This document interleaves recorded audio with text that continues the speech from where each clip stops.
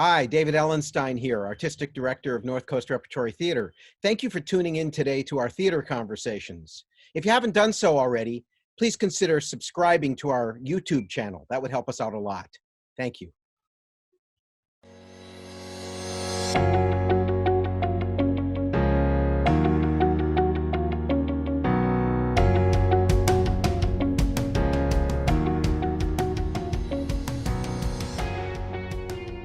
Hello, it's my pleasure today to be joined by my dear friend Arnold Mittelman.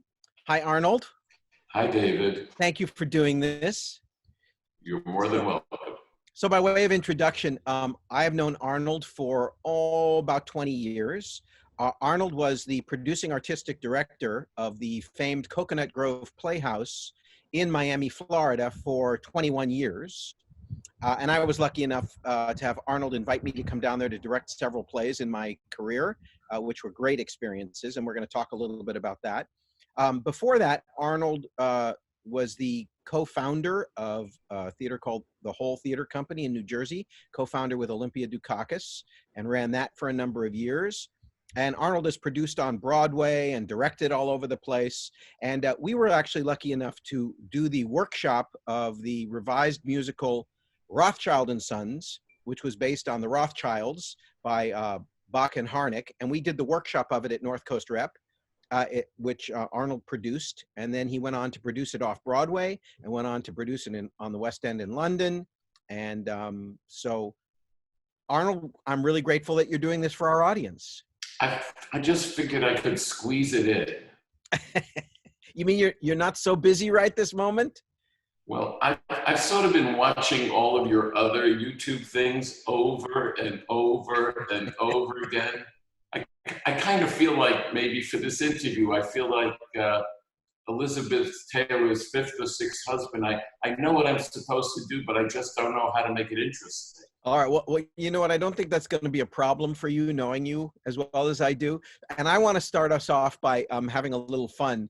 And I want to ask you about the Coconut Grove Playhouse, where every, not only theater star in the country, but almost every movie star in the country at one time or another worked at the famed Coconut Grove Playhouse. And those of you that don't know, it's still sitting there vacant at the moment, but it's an 1,100 seat theater in Coconut Grove, Miami. And it was really renowned for bringing in the very top actors in the country. So I want to ask you, when you think about your 21 years there, what are a couple of really unusual or fun stories that just pop in your mind about that tenure and with different people that we might know? Well, without naming names, I might start with my first week of arrival when the woman playing the lead in Night Mother, which is a play about her daughter's suicide, locked herself in a room and threatened her own suicide. Oh my gosh. That was my welcome to Coconut Grove, to talk her out of the fact that what was going on with her was really tied to the play and that she should have a long life after and not do this to me in my first week on the job as producing artistic director. Fortunately, she listened and she managed to come out of the room. And I bet she was good in the play. Wonderful, wonderful. You know, actors at times become very involved with their roles. And I remember when I went to the High School of Performing Arts, Zero Mostel came to talk to us. And he talked about how he pretended anyway, that he was a very method actor and that the other actors in the company who he hated, he waited for outside to harass and torment them as they left the theater. I mean, it was all the kind of humor that Zero was very good at. But as a kid at the High School of Performing Arts, I thought this was amazing. And then, of course, I was lucky enough to be able to produce the world premiere of Fame the Musical at Coconut Grove Playhouse. And last year, when my wife and I were in London, I happened to go by a marquee and saw the name of my theater and my name there in now its 30th anniversary production. Wow, that's amazing. Yeah. That's amazing. So you went to High School of Performing Arts. You grew up in New York City, And then how did it come about that you formed a theater with Olympia Dukakis? Well, after I graduated the High School of Performing Arts, I was lucky enough to also wind up at NYU School of the Arts. And from there, I formed the New York Free Theater, which is the first interracial street theater using students that I was classmates with at NYU and Yale and Columbia, all of us who wanted to make a difference with our lives rather than just become, people who would pursue interests only in Hollywood or on Broadway. And in the course of that relationship, we began to attend workshops that were being run for people in the business. And Olympia and her husband, Louis Zorich, were running one of them. And my wife then at the time, Judith Delgado, and I, we went to the workshop, and we just started to become, friends with all of these people. And eventually they formed a consortium of people who were essentially 10 married couples. And at one point, Louis got a part in the film Fiddler on the Roof, where he was going to play the constable. And we decided as a collective group, in what had to be a moment of absolute youthful insanity, that we would go with him to Zagreb, Yugoslavia, so that we could continue the work we were doing on developing the company. So all of us went to Yugoslavia under the belief that we would all be in the movie, none of which came true, but we were able to work together and form the whole theater company. And the name came from everybody, when we got together, saying, is the whole company here, is the whole company here? And we just decided, let's call it the whole theater company. And I had the good fortune of working with them for over a decade. Wow. So, and where was it located?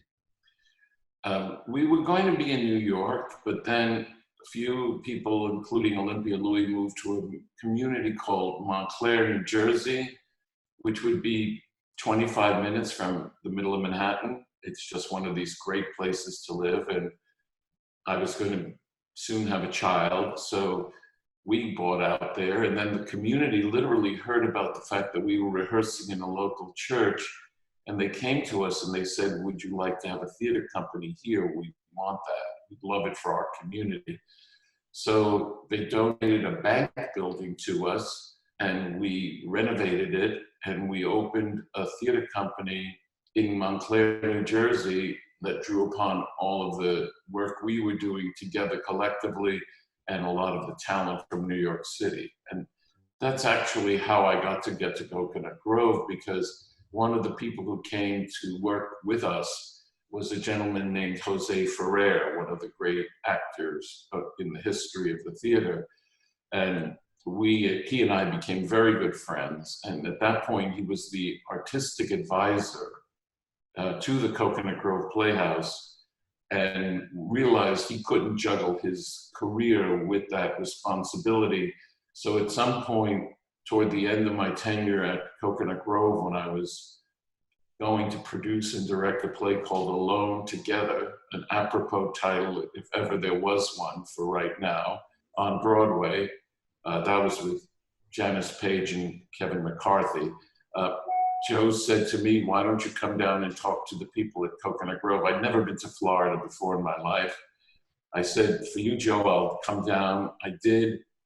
And the National Search Committee said, would you consider becoming our producing artistic director? And I so fell in love with the history to that point of the Coconut Grove that I decided to accept the responsibility and move. So when you think about your 21 years there, and I know you've been lucky enough to work with so many of the great people in the theater, who stands out as like, I am so glad that I got to brush with this person and collaborate with this person? Is there one or two that just kind of jump to the top? I mean, aside from me, that jump to the top of your list? Well, I was going to say you, but now that you've taken yourself off the list. I'm off the list.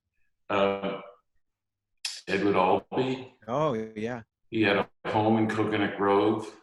We became good friends. He directed for me. I directed for him in a production he previously directed, in which I thought there should be parts cut that in the play. I thought I was actually going to be thrown out of my own theater by suggesting to Edward that he might make this cut.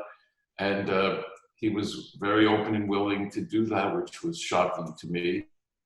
So the opportunity to be with him was amazing. And because it was Miami, remarkable things happened. For instance, when Joe Ferrer was still living in the community, and I got to know a man named Mario Vargas Llosa, the great author.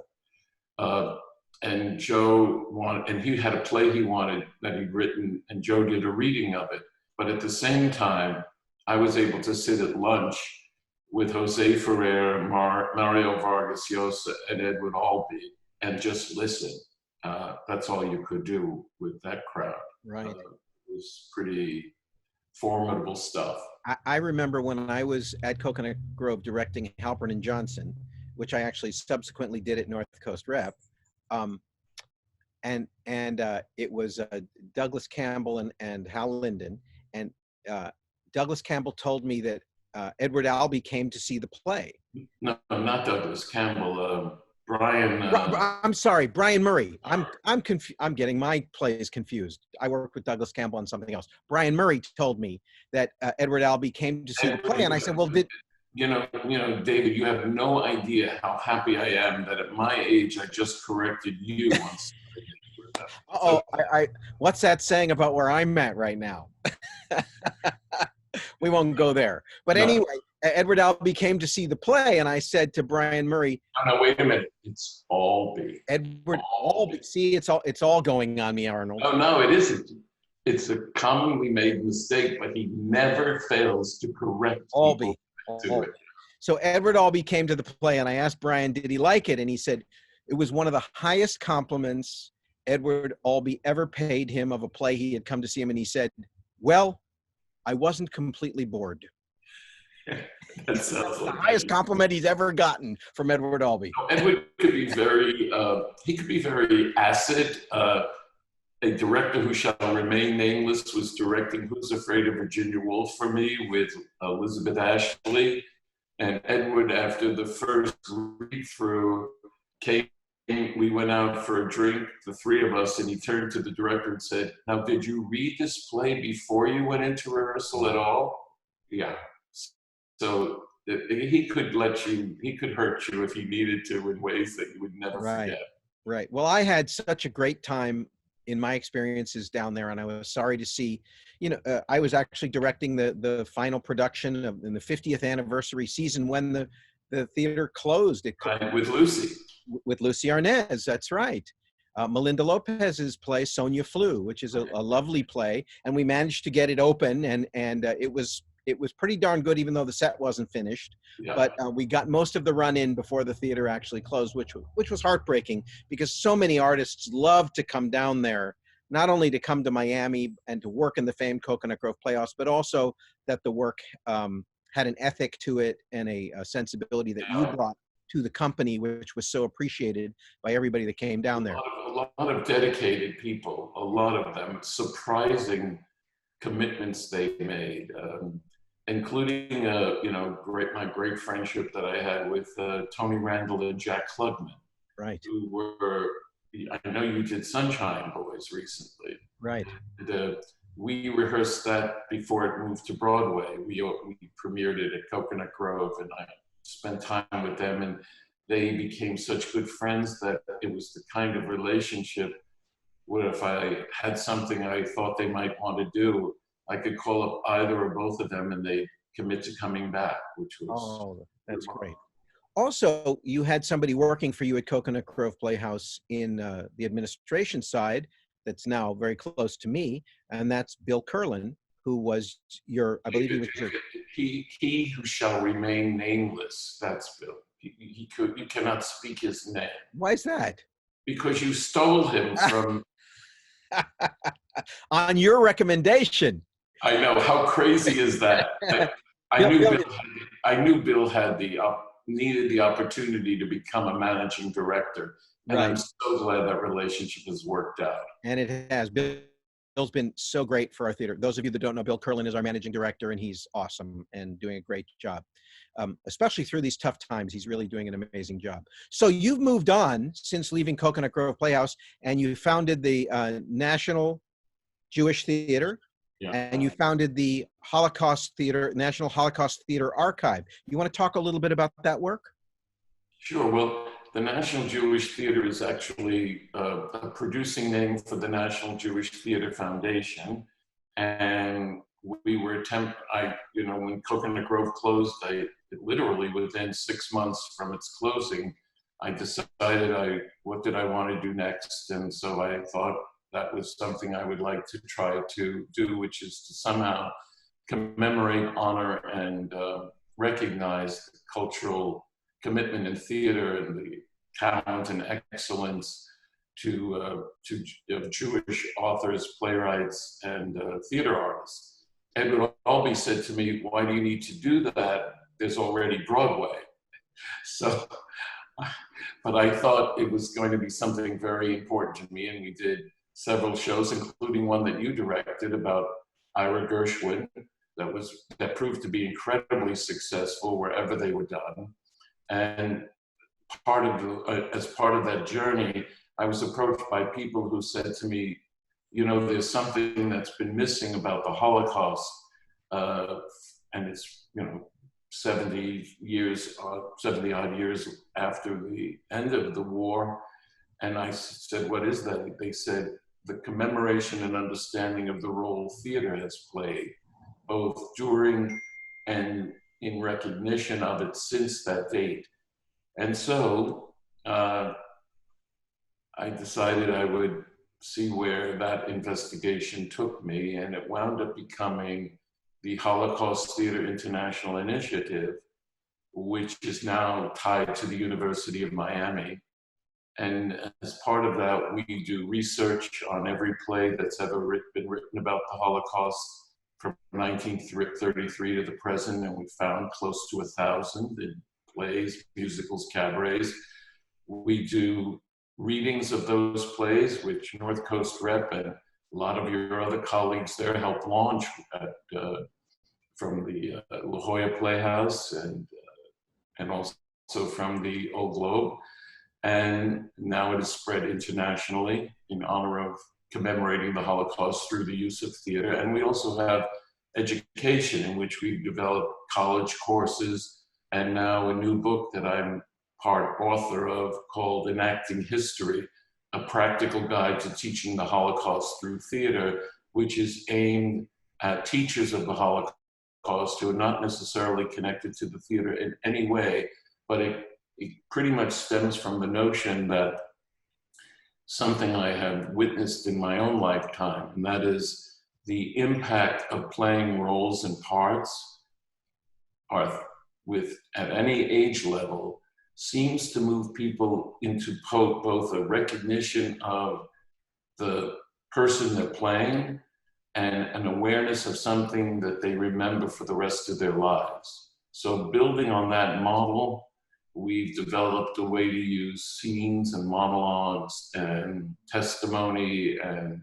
artifacts to create theater classroom-related activities that can be used to teach the Holocaust. Well, I salute you. It's great work, and it's so important, and thank you for doing it. So here we are sitting at a moment where we can't do theater because the essence of live theater is a whole bunch of people gathering together to watch something happen right in front of them.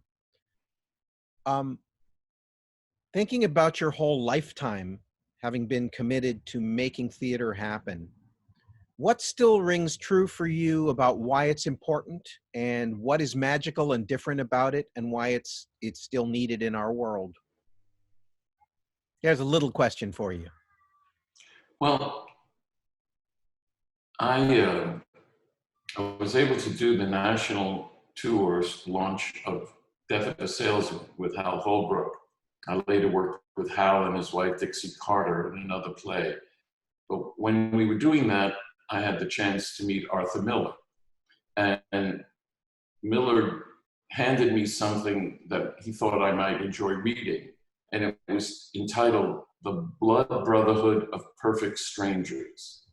And it dealt with what happens when an audience is assembled who virtually never met each other, or normally have never met each other before, except maybe for whom they're with. And they assemble and they take in the experience in a united way of a live theater event occurring. And the way that is dynamically experienced, not only between them and the audience, and between the actor and the audience, but collectively with each other. And those form bonds to the memories. I mean, David, let's face it, we are the makers of live memories. And that's all we really do. And people remember a moment or a play or a thought or what they felt when they saw something.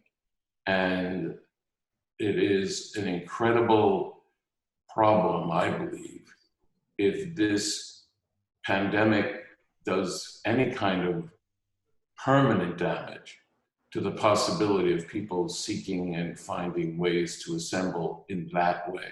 Yeah, I agree. Well, it's heartening to know that Shakespeare's time got through the plague, which was where they lost a third of the residents in Europe at one point, and they still managed to reopen and succeed. Well, I can with only some of their say best to you, work, as right? somebody who lost the theater that should have never been lost, I just hope your supporters, your board members, your donors, the people who've come to love and respect the work you do, as I have, will recognize that this is not a sprint, but potentially a marathon, and that they have to hang in there and make sure that North Coast Repertory is able to come back to life bigger and better than ever before.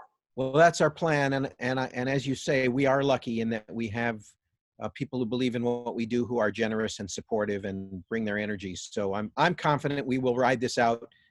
Hopefully, it won't take as long as some people are predicting it will, but we don't know. We just don't know. But we're going to hang in there and come back strong.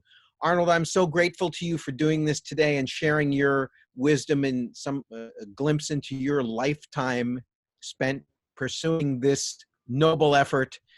And I miss seeing you. You have family out here, so I know I'll get to see you soon as we're able to travel. Absolutely. I miss sitting and chatting with you, but at least we got to do this today. I really enjoyed it, my friend. Thank you. Talk to you soon. You got it.